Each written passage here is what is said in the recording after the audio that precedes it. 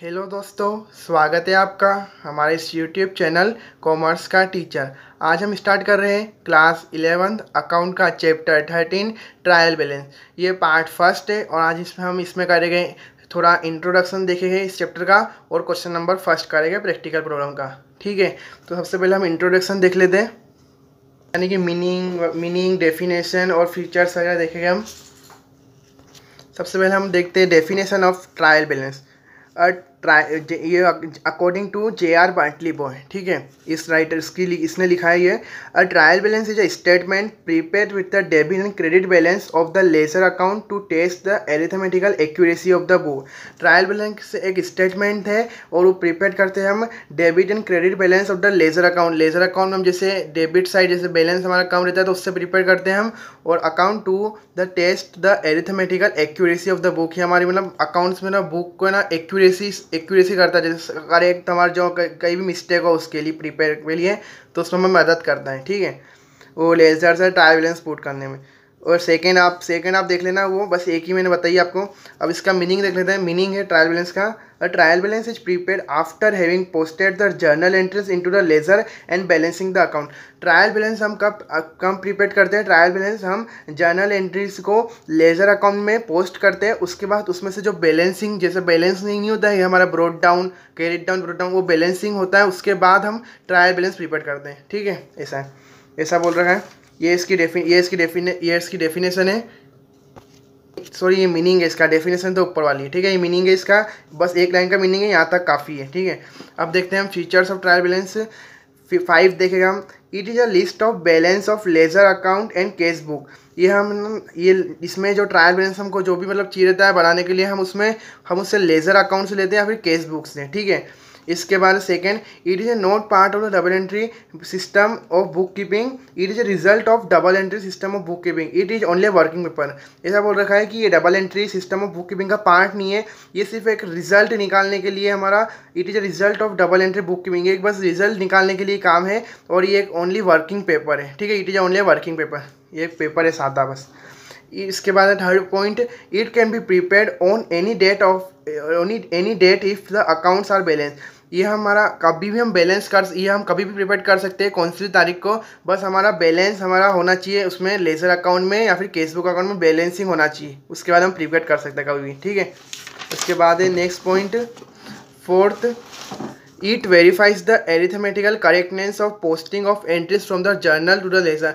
ये हमारी वेरीफाई करता है कि हम जैसे भी क्योंकि ये वेरीफाई करता है जैसे हम जर्नल एंट्री लेजर में पोस्टेड करते हैं तो हमारी कुछ भी मिस्टेक हो तो उसको करेक्ट करते हैं। ठीक है, इसके बाद 6th पॉइंट है, 5th तो नहीं कर रहे, बस 5 पॉइंट देखेंगे। 6th, it is helpful in preparation of trading account, profit and loss account and the balance sheet. ये हेल्पफुल होता है, ये हमको, इससे हम है ना trading account, profit and loss account and the balance sheet उससे बना सकते हैं। ये हेल्पफुल करता है ट्रायल बैलेंस। ठीक है, ये उसके फीचर्स है। अब देखते हैं मेन चीज़ है वो, always remember for preparing a trial balance. ये ट्रायल बैलेंस समझने से पहले 17 पॉइंट आपको पहले अच्छे से रीड करना पड़ेंगे। ठीक है, उसके बाद ये उससे पहले हम फॉर्मेट देख लेते हैं ट्रायल बैलेंस का। फॉर्मेट ट्रायल बैलेंस का, हेड ऑफ अकाउंट या फिर particular LF, head of account भी लिख सकते हो और पर्टिकुलर भी लिख सकते हो, और LF और डेबिट रुपीज़ और क्रेडिट बैलेंस या फिर डेबिट बैलेंस। ठीक है, और ऊपर ये जैसे हम लिखते हैं लेज़र पोस्टिंग में, पहले लेज़र पोस्टिंग लिखते हैं हम, या फिर उसका पहले ऊपर लेज़र पोस्टिंग लिखते हैं, फिर उसके बाद अकाउंट शुरू करते हैं ना हम केस अकाउंट ऐसे ऊपर डाल के। तो जर्नल में भी हम जर्नल लिखते हैं पहले ऊपर।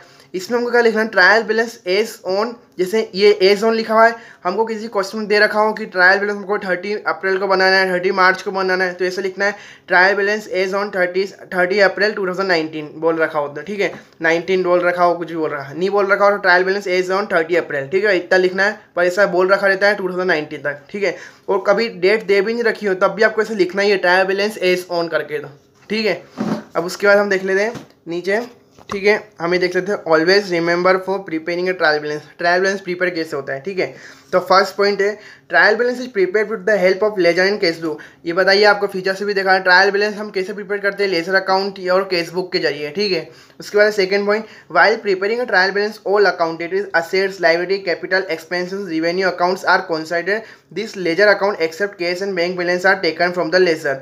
ठीक है, ट्रायल बैलेंस हम ऑल अकाउंट, ट्रायल बैलेंस हम प्रिपेयरिंग सब अकाउंट करते हैं, यानी कि assets, assets, liability, capital, expenses, revenue are consent. और लेजर अकाउंट से केस और बैंक बैलेंस आर टेकन करते हैं हम लेजर से, ठीक है। इसके बाद थर्ड पॉइंट है cash balance and bank balance are taken from the cash book. Cash balance और बैंक बैलेंस हम केस बुक से लेते हैं, ठीक है। ऐसा भी इससे भी लेते हैं, फिर लेजर से भी लेते हैं, ठीक है।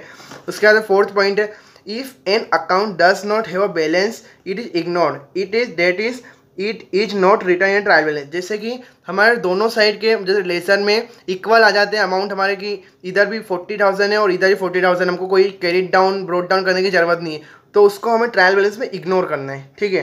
इसके बाद फिफ्थ पॉइंट है ledger account showing debit balance are shown in the debit column of trial balance and the ledger account showing credit balance are shown in the credit column of trial balance. ऐसा बोल रहे हैं कि laser account में जैसे कि हमारा broad down debit side आता है, केस अकाउंट में जैसे ब्रोड डाउन हमारा डेबिट साइड आया तो केस अकाउंट ट्रायल बैलेंस के डेबिट कॉलम में अमाउंट लिखेगा, ठीक है उसका, है ना। और जैसे रमेश अकाउंट और कोई भी एग्जांपल ले लो, उसका अकाउंट हमारा ब्रोड डाउन क्रेडिट साइड में लिखा हो तो ट्रायल बैलेंस में उसका अमाउंट क्रेडिट में लिखाएगा, ठीक है। ऐसा बोल रहा है। अब इसके बाद वाला पॉइंट देखते हैं, सिक्स पॉइंट है purchase account always has a debit balance which is shown in a debit column of trial balance. हमारा परचेस अकाउंट हमेशा डेबिट साइड ही रहता है, जैसे हम एंट्री बनाते हैं उसमें हमारा डेबिट साइड ही रहता है, तो ये हमेशा ट्रायल बैलेंस में डेबिट कॉलम में इसका अमाउंट लिखाएगा, ठीक है। और sales account always has a credit balance which is shown in the credit column of trial balance. Sales account हमारा ऑलवेज मतलब हमेशा ना क्रेडिट साइड ही रहता है, नीचे रहता है क्रेडिट साइड, जैसे किसी को भी सेल करते हैं, और इसका भी ट्रायल बैलेंस में क्रेडिट साइड लिखा है क्रेडिट कॉलम में, ठीक है। एट्थ पॉइंट है return inward account. Return inward यानी होता है सेल्स रिटर्न अकाउंट, ठीक है। और रिटर्न आउटवर्ड होता है हमारा परचेज रिटर्न। जैसे रिटर्न इनवर्ड यानी ऐसा समझो आप कि हमने सेल्स किया, हमारे पास वापस आ रहा है, इन यानी मान लो आ रहा है, और आउट यानी हो रहा है मतलब हम परचेस किया हमने रिटर्न कर दिया वापस से, तो आउट कर दिया। परचेस रिटर्न सेल्स इन मतलब सेल्स इन परचेस आउट, ऐसा, ठीक है। सेल्स इन परचेस आउट ऐसा समझना। ये मेरी ट्रिक है, नहीं तो आप अपना याद भी कर सकते हो। Sales return always has a debit balance which is shown in debit column of trial balance. Sales return हमेशा डेबिट साइड ही रहता है जर्नल एंट्री में, और उसको हम डेबिट कॉलम में लिखेंगे ट्रायल बैलेंस में, ठीक है। और परचेज रिटर्न हमेशा क्रेडिट साइड रहता है जर्नल एंट्री में, तो उसको क्रेडिट कॉलम में लिखते हैं ट्रायल बैलेंस में, ठीक है। उसका 10 point input GST, CGST, SGST, IGST account always has a debit balance and are shown in the debit column of trial balance. Input CGST, SGST, IGST सब हमारे ट्रायल बैलेंस में हमारे डेबिट कॉलम में लिखाएंगे, और आउटपुट सीजीएसटी, एसजीएसटी, आईजीएसटी हमारे सब credit side लिखाएंगे इसका balance, ठीक है। और बोलेगा 12 point opening stock account has a debit balance which is shown in debit column of trial balance. Opening stock हमारा डेबिट बैलेंस है, तो उसको हमको ट्रायल बैलेंस में डेबिट साइड ही लिखना है, ठीक है। इसके बाद 13 point generally closing stock does not appear in trial balance. मतलब क्लोजिंग स्टॉक हमारा ट्रायल बैलेंस में हम इसको इग्नोर करते हैं, ठीक है, क्लोजिंग स्टॉक को। पर क्लोजिंग स्टॉक आता भी है ट्रायल बैलेंस में, ऐसा नहीं आता नहीं है, पर आता है क्योंकि उसका एक एडजस्टमेंट रहता है, वो जब क्वेश्चन आएगा मैं आपको जब बताऊंगा, ठीक है। ये वाला पॉइंट में 14 है accounts of assets such as plant and machinery, furniture and fixture, land and building, motor car, bill receivable, goodwill, trademark, patents and copyright, cash in and etcetera have debit balance are shown in debit column of trial balance. ये सब जो हमारे account है plant and machinery, furniture, fixture, cash in hand, ये हमारे सब debit column में लिखा है ट्रायल बैलेंस में, ठीक है। उसके बाद बैंक बैलेंस में भी डेबिट और credit. If bank has debit balance it is shown in the debit column of trial balance. Bank balance हमारे डेबिट में भी जा सकते, डेबिट में भी आते हैं, क्रेडिट में भी आते हैं। बोल रखा if bank has debit balance it's shown in debit column of trial balance. Bank का जब बैलेंस डेबिट होगा तो उसको ट्रायल बैलेंस में डेबिट करना, क्रेडिट होगा तो क्रेडिट साइड लिखना है ट्रायल बैलेंस में, ठीक है। 16 पॉइंट है accounts of income and gains है credit balance are shown in the trial balance are shown in the credit column of trial balance है। जो भी हमारा इनकम और गेन है वो क्रेडिट बैलेंस रहता है, तो उसको हमको क्रेडिट साइड में लिखना है ट्रायल बैलेंस में। Accounts of expenses and loss है debit balance are shown in debit column of trial balance. और जो भी हमारे एक्सपेंसेस लॉस है वो डेबिट बैलेंस है, तो उसको हमको ट्रायल बैलेंस में डेबिट साइड लिखना है, ठीक है। और नीचे 2 लाइन दे रखी है डेबिट बैलेंस और क्रेडिट बैलेंस। डेबिट बैलेंस हमारी assets, drawing, debtors, expenses loss जाते हैं, ठीक है। और क्रेडिट बैलेंस में liability, capital, creditor, income and gain. Credit balance में हमारी लाइबिलिटी जाती है एकदम, capital, creditors, income and gains, ठीक है। ये हमारे कहाँ पे जाते हैं क्रेडिट साइड में ट्रायल बैलेंस के, ठीक है। ये हमने समझ लिए। अब हम देखते हैं क्वेश्चन नंबर फर्स्ट, ठीक है। ये हमारा क्वेश्चन नंबर फर्स्ट कर रहे हैं आप। क्वेश्चन नंबर फर्स्ट है prepare a trial balance with the following information. हमको ट्रायल बैलेंस प्रिपेयर करना है और विदाउट जीएसटी वाला क्वेश्चन है, ठीक है। तो वो सिंपल ही है। इसमें हमको दे रखे अकाउंट क्वेश्चन ऐसे आता है अधिकतर, क्वेश्चन वैसे नहीं आते हमारे जैसे जर्नल एंट्री दे रखी हो, उससे लेजर बनाना है या फिर केस बुक बनाना है, फिर उसके बाद हमको ट्रायल बैलेंस बनाना है, वो बहुत कम आता है। मतलब वो एग्जाम में तो ऐसा आते ही नहीं है, एग्जाम में ऐसे ही क्वेश्चन आते हैं। हमको बस अकाउंट के नेम दे रखोगे, कैपिटल, केस, क्रेडिटर सब नाम दे रखोगे और अमाउंट दे रखोगा, ऐसा बस हमको पता, हमको बस फॉर्मेट बना के लिखना है। कैपिटल कहाँ जाता है, कैपिटल का अमाउंट कहाँ पे जाता है, डेबिट में, क्रेडिट में, तो क्रेडिट में जाता है तो क्रेडिट में लिखना है। ठीक है, ऐसा फॉर्मेट क्या होता है इसका, फॉर्मेट होता है पर्टिकुलर LF डेबिट बैलेंस और क्रेडिट बैलेंस। ठीक है, क्या particular LF debit amount, credit amount. ठीक है, और ऊपर क्या करना है हमको, ऊपर एक चीज लिखनी है ट्रायल बैलेंस इज ऑन। कोई डेट तो दे रखी है, ऐसी डेट दे रखी होती है, prepare trial balance with the following information of 30 अप्रैल 2019, ऐसा दे नहीं रखा है हमको, बस ऐसा लिखना है हमको ट्रायल बैलेंस इज ऑन। ठीक है, तो पर्टिकुलर पे क्या होता है, जो भी हमारे अकाउंट के नाम है वो लिखना है। सबसे पहले कौन सा है, कैपिटल, तो क्या करना है हमको, कैपिटल लिखना है, कैपिटल अकाउंट। कैपिटल अकाउंट का कैपिटल कहाँ पे जाता है, अभी हमने देखा था नीचे 2 लाइन में क्या लिखा हुआ था, डेबिट और क्रेडिट में, लाइबिलिटी, कैपिटल, क्रेडिटर, और हमारे इनकम और गेंस कहाँ पे आते हैं, वो क्रेडिट साइड ट्रायल बैलेंस के। तो कैपिटल का आएगा क्रेडिट साइड, तो 2 लाख लिखा जाएगा यहाँ पे क्रेडिट में। ठीक है, इसके बाद स्टॉक, स्टॉक मतलब हमारा होता है ओपनिंग स्टॉक। ठीक है, और स्टॉक 2 भी दे रखे रहते हैं, वो 2 जब क्वेश्चन में, जब 2 आएंगे एक साथ क्वेश्चन में आपको, उसके बाद में आपको बताऊंगा। ठीक है, उसका क्या रोल है, यानी एक क्लोजिंग स्टॉक है, एक ओपनिंग स्टॉक दे रखा होता है, पर ऐसे सिर्फ स्टॉक ही 2 बार दे रखा होता है, सिर्फ स्टॉक लिखा हुआ, कहीं नहीं लिखा होता है ओपनिंग है कि क्लोजिंग है, पता ही नहीं चलता है।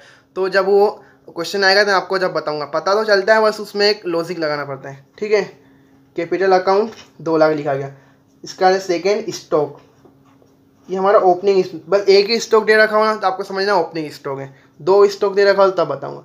स्टॉक कितना, 70,000। ओपनिंग स्टॉक हमारा कहाँ पे आता है, डेबिट साइड, हमने देखा था अभी रूल्स, उसमें ऑलवेज रिमेंबर।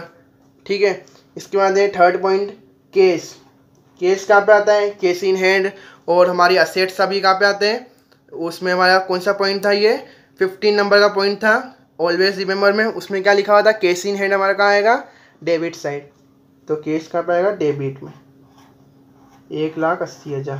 ठीक है, उसके बाद डेप्टर्स, और हमारे डेप्टर्स कहाँ पे आते हैं, डेबिट में भी, डेप्टर्स डेबिट, क्रेडिटर क्रेडिट, ऐसा याद करना। ठीक है, याद करने की ज़रूरत ही नहीं है, वैसे भी सिंपल ही है ये, रट्टा मारने की ज़रूरत ही नहीं।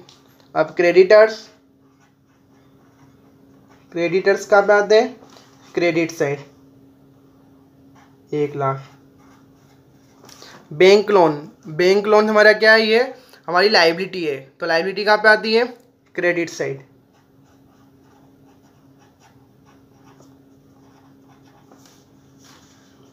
कितना, 1,50,000। इसके बाद है सेल्स कहाँ पे आता है, हमेशा क्रेडिट में, तो क्रेडिट में लिख लिया 3,00,000। इसके बाद है परचेज कहाँ पे आता है हमारा, डेबिट में, हमेशा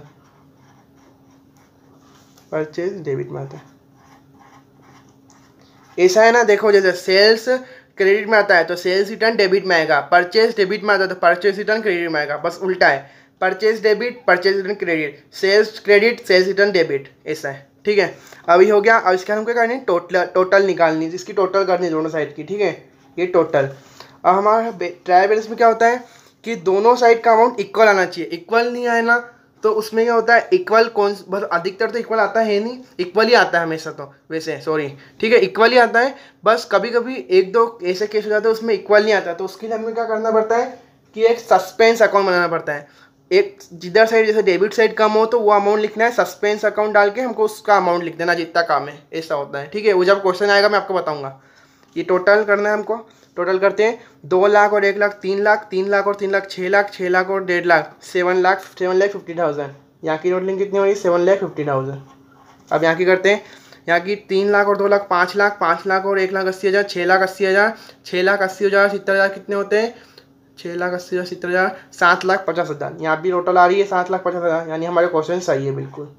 ये एक लाइन ऊपर, एक लाइन दोनों साइड में, एक ऊपर करनी है, नीचे 2 लाइन करके खींचना है, जैसे ब्लेजर में करते हैं ना वैसे ही करना है, डबल लाइन खींचना ही है। ठीक है, ये टोटल भी लिखना है यहाँ पे, टोटल लिख के 7,50,000 7,50,000। ठीक है, ये हो गया हमारा क्वेश्चन नंबर फर्स्ट। और आप स्क्रीनशॉट लेना चाहो तो मैं इस क्वेश्चन का स्क्रीनशॉट ले सकते हो। और आपको हमारी वीडियो पसंद है तो प्लीज़ लाइक करना, शेयर करना और सब्सक्राइब जरूर करना। और आपको जो भी डाउट हो आप कमेंट करके पूछ सकते हो।